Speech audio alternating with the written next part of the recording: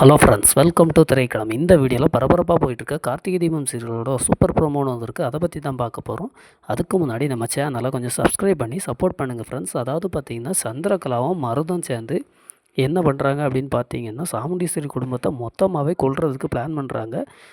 Police மூலமாக சந்திரகலா மருதுகிட்ட ஃபோனில் பேசுகிறாங்க. அப்போ என்ன சொல்கிறாங்கன்னு பார்த்தீங்கன்னா, நீ வந்து ரேவதியை கொல்லணும்னு துடிக்கிற, அதே நேரத்தில் சாமுண்டீஸ்வரியும் கொன்று அவன் குடும்பத்தில் ஒருத்தரையும் விட்டு வைக்காத அப்படின்னு சொல்லிட்டு சொல்கிறாங்க சந்திரகலா.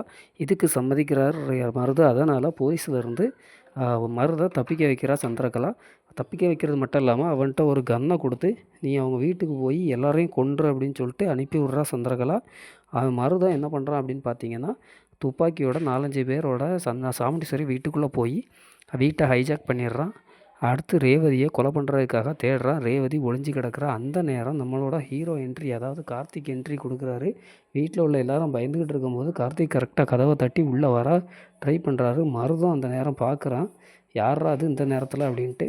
எப்படியாவது சாமுண்டீஸ்வரியையும் ரேவதியும் பழி வாங்க துடிக்கிற மருதை கார்த்திக் கண்டுபிடிச்சு ரேவதியை காப்பாற்றுவாராங்கிறத நம்ம முழு எபிசோடை பார்த்து தெரிஞ்சுக்கலாம்.